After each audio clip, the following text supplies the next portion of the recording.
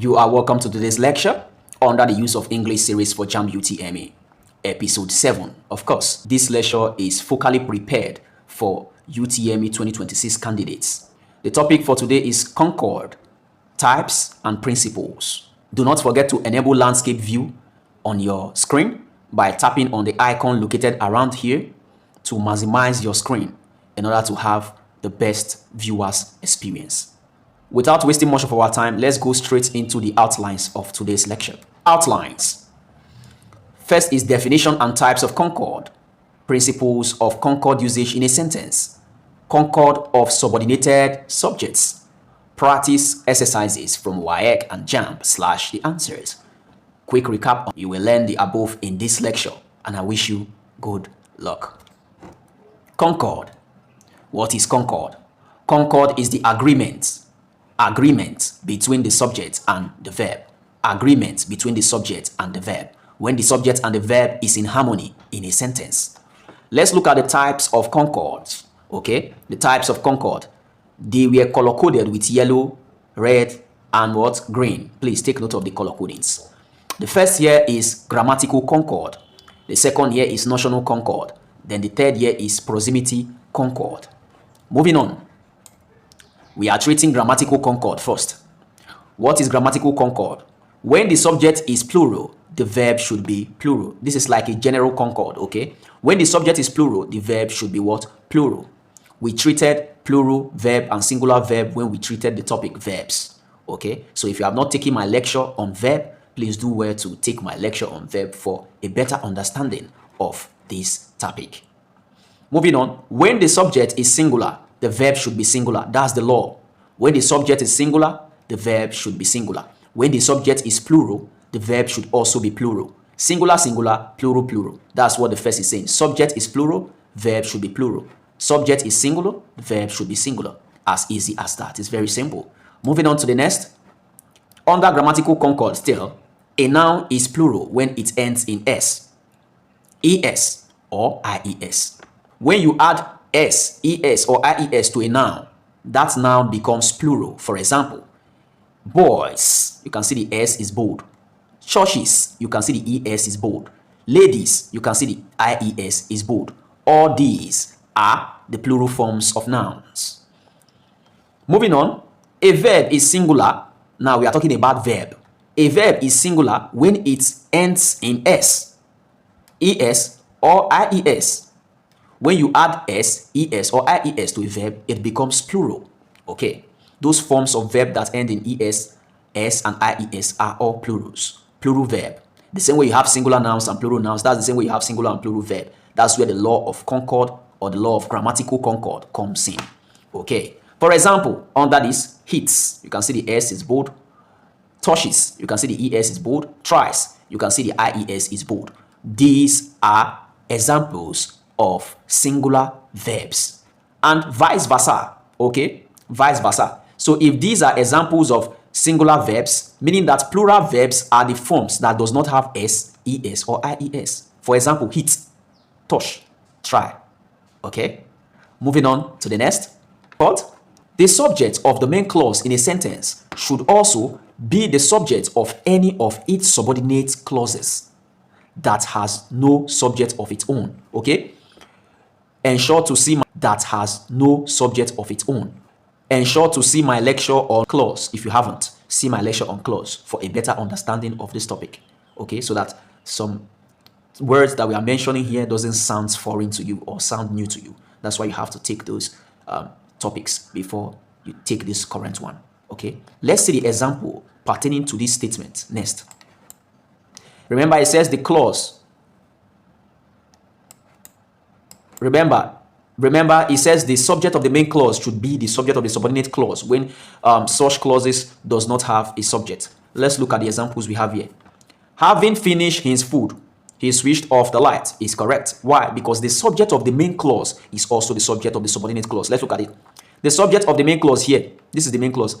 He switched off the light is the main clause. The subordinate clause is having finished his food. He switched off the light. The subject of the main clause here is he. The subject of this subordinate clause here is what? His. Having finished his food. Look at it here. His. Okay? And what is the meaning of this sentence here, or this statement here? It means he switched off the lights. He finished his food. You can see it. He switched off the light. He also finished the food. But when we look at this other example we have here, it says, having finished his food, the light was switched off. Having finished his food, the light was switched off. What did you notice here? The subject of the main clause was not repeated in the subordinate clause. The subject of the main clause, the light was switched off, is what? The main clause. Okay? The light was switched off is the main clause. Why? Having finished his food is the subordinate clause. Okay? The light here in this main clause or independent clause is the subject. Okay? Remember, subject of main clause should be the subject of subordinate clause. The light is the main clause. And here, having finished his food, his is the subject of the subordinate clause. Okay? His here is the subject of the subordinate clause. Since this is the main clause, we are supposed to also use this to make the subordinate clause or to create the subordinate clause. That makes this word wrong. If you look at this example here, the main clause was this. Okay? He switched off the light. This is the main clause. Okay? That's the main clause. He switched off the light. If you look at the subordinate clause, having finished his food, his was also repeated. Okay? From the main clause, his was repeated. But it was not done here. And because it was not done, this entirely changed the meaning of the sentence. So when you don't make the subject of the main clause the subject of the subordinate clause, it changes the meaning of the sentence. Okay? It gives the sentence another meaning. Let me show you what this sentence here means, this second sentence. Because the subject of the main clause is not the subject of the subordinate clause. Meaning, the light was switched off. The light finished his food. Does light eat? No. So the sentence, the momentum of the sentence has changed, the meaning of the sentence changes. So that's why the subject of the main clause should be the subject of the subordinate clause.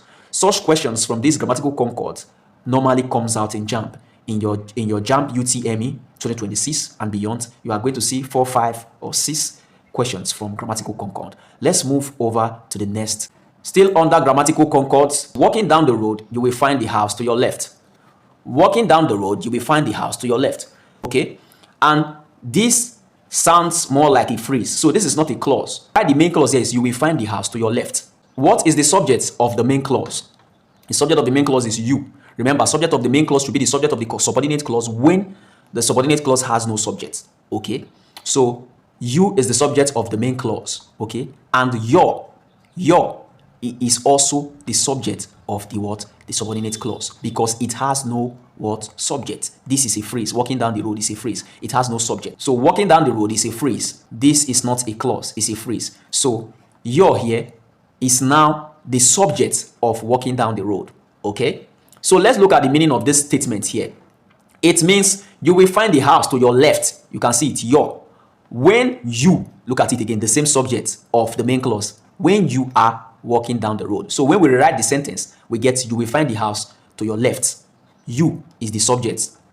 Then continuing to complete it with the subordinates, when you are walking down the road, the same you is the subject. Let's look at the next example here. Walking down the road, the house is to your left. The same scenario here, but we didn't repeat the same subject of the main clause. The house is to your left is the main clause. Walking down the road is a phrase, okay? But the house, if we have placed your house here, your house, this sentence would have been correct because the subject of this main clause will now turn the subject of this phrase here, because it has no subject. Let's look at the meaning of the sentence. You will see that this sentence now has another meaning because of we didn't make the subject of the main clause the subject of this phrase we have here. Okay? So it's not going to have another meaning. So what's the meaning? The house is to your left. When the house, you can see, when the house, is house a living thing that moves? No. When the house is walking down the road, that doesn't make sense. Because the subject of the main clause is not the subject of the subordinate clause when we write this. But if we put your house here, this sentence here now becomes walking down the road, your house is to your left. Then we can rewrite this sentence and say your house is to the left when you are walking down the road. Have I made myself clear? I think I have. Let's move over to the next. We are done with grammatical concords. The next we have here is the notional concord with the color code red. This is the subject-verb agreement which operates on collective nouns. The notional concord operates only on collective nouns. When collective nouns are involved in a sentence, that's where the notional concords come into play. See my lecture on now if you haven't, for you to have a better understanding and easier understanding on this topic. See my lecture on now. Let's move over to the next. Still under Notional Concord, a collective noun may take a singular or plural. Still under Notional Concords, a collective noun may take a singular or a plural verb. This depends on the notion we carry on our minds. So, a collective noun may take either a singular or plural verb. Okay, when it's in the, like, the collective noun is in the object position or is in the subject position, wherever position is filed itself. Okay, it can take what? Either singular or plural. It's not like the grammatical Concord that it must be singular, singular, plural, plural. No, this one, it can take either singular or plural, depending on the notion in our mind, depending on the context, depending on what we have in mind, depending on what we mean by the sentence. When you use a singular verb, it gives you a different meaning. When you use a plural verb, it also gives you a different meaning. Okay? If we look at noun as one entity, listen, when we look at the noun as one entity, that's this collective noun, we look at it as one entity. We give it a singular verb because we are looking at it as what? One entity. But if we look at it from the point of view of the individual series that make up the entity, you know that collective noun is a collection of noun in one name. Okay?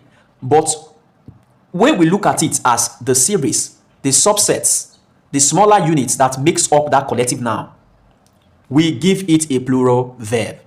So when we look at it as one entity, we give it a singular verb. But when we look at it as different entity, different subsets, different components of the collective noun, we give it a plural verb because we are dealing with the different components. Okay, so let's see example next. Examples pertaining to this statement and law under Notional Concord. The first example we have here is the police is not a place for my son. You can see this is a collective noun. You see, so we said it can take either a singular or a plural verb under the Notional Concord. Okay, this here is the collective noun. You can see where the arrow is pointing at, and this is the singular verb. It carries a singular verb. So because it carries a singular verb here, the meaning of the sentence is the police force is a whole entity. So the police force as a whole entity is not a place for my son. That's what this person means here. That's the notion that this person uses in expressing this sentence, okay, or in expressing the statement. That's the notion. Okay, so let's look at the next example. The police are celebrating the promotion of Kayode. The collective noun here is the police. You can look at the arrow, look at the statement in the brackets, tracing down. Okay, this is the collective noun, and here it goes with a plural verb, which is are. Okay, so this gives this notion or this sentence another meaning. So what is the meaning? Meaning, each member of the police is celebrating Kayode's promotion. That's each subset, each component of the police entity as a collective noun is celebrating the promotion of Kayode. Okay, have I made myself clear? I think I have. Let's move on to the next. More examples. The audience is large. What is the collective noun here? Audience is the collective noun.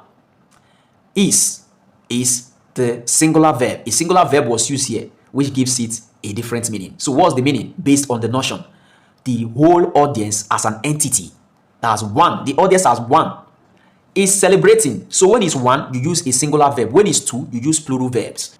The audience as one is large. Let's look at the next example.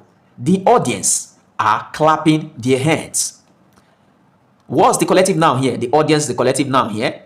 Are is the word verb, and is a what? A plural verb. Okay, here it took plural, this collective noun here took plural verb, and it gives it another meaning, or it gives this statement another meaning based on the notion. Meaning, each member of the audience is clapping their hands. Each member, the subsets, each component of the audience as a whole entity is clapping their hand. We are done with Notional Concord, and we are moving over to Proximity Concord. Proximity means nearness.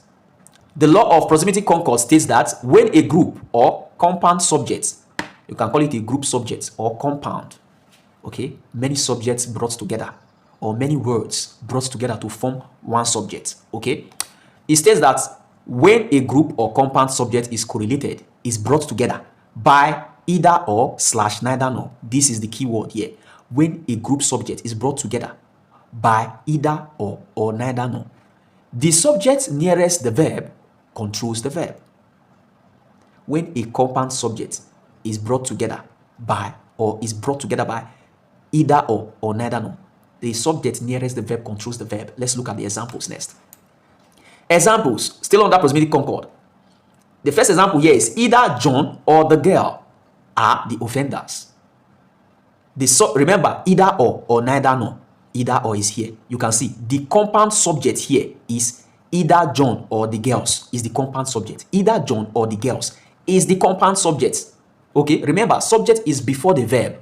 Okay, what you have before the verb is the subject. So the verb here is this is verb. Okay, so anything you have before this verb to the left hand side like this, is the subject. While anything you have after the verb to the right hand side like this are the subject or is the subject, depending on the context or the notion. Okay, the law says the subject nearest to this verb is going to control the verb that will be here, that is supposed to be here.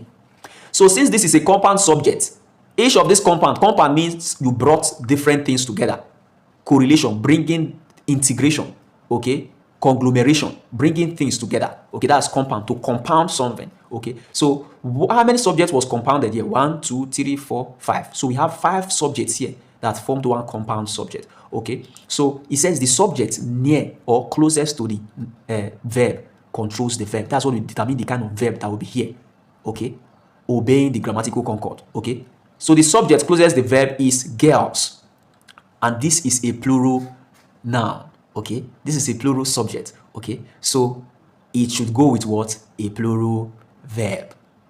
Remember the law of grammatical concord: singular, singular, plural, plural. So plural verb here, plural noun here. So this noun here, this girl here, this subject here, the subject closest to the verb or nearest the verb controls the verb, determines the verb that we are going to use, if it's going to be a singular or a plural.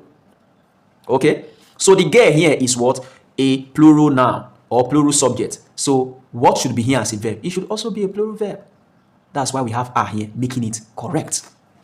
Looking at the next example, either the girl or John is the offender is also correct. Why is this correct? This is the compound subject. Remember, the law of proximity concord is only when you use the law of proximity concord only when you have either or neither nor in the sentence. That's when you use it. When you don't have either or neither nor, do not use the proximity concord.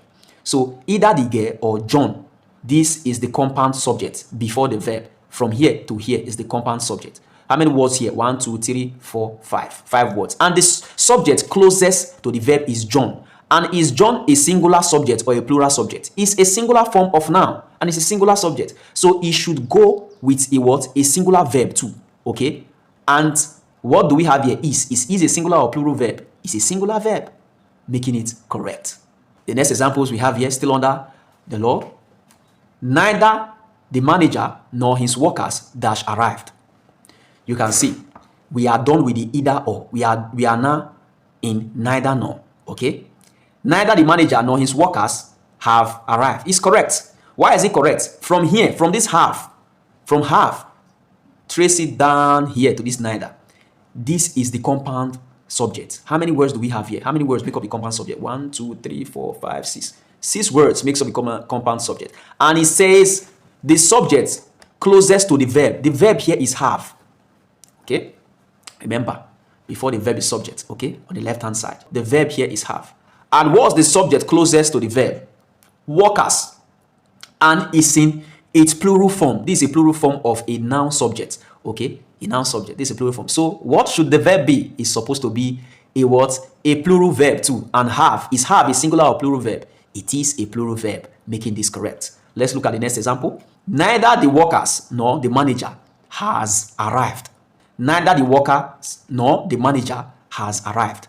Why is this correct? Why is this statement correct? Neither the workers nor the manager is the compound subject. Okay, this is the compound subject. From here to here is the compound subject. Okay, has is the verb. It says the subject nearest the verb. What's the subject nearest the verb here? The subject nearest the verb is manager. And this is in the singular form. This is a singular form of noun subject. Okay, manager. So the singular form should go with what? A singular verb. It controls the verb. So since it's singular, the verb should also be singular. Is has a singular or plural verb? Has is a singular verb, which makes this correct. Hope I was understood. I think I was. Let's move on to the next. We are done with proximity concord. And the next subtopic here is concord of subordinated subjects. Concord of subordinated subjects. It says conjunctions are either coordinators or subordinators. If you have not taken my lecture on conjunction, do well to take my lecture on conjunction to have a better and smoother understanding of the topic discussed in this lecture. So that some kind of words we use here doesn't sound new to you or doesn't sound foreign in your ears or to your sight. Let's look at what we have here. If a group subject has a coordinator, such as and, this is a coordinator kind of conjunction, or they are called coordinator. If a group subject has a coordinator, such as and, the whole subject is relevant and it all controls the verb.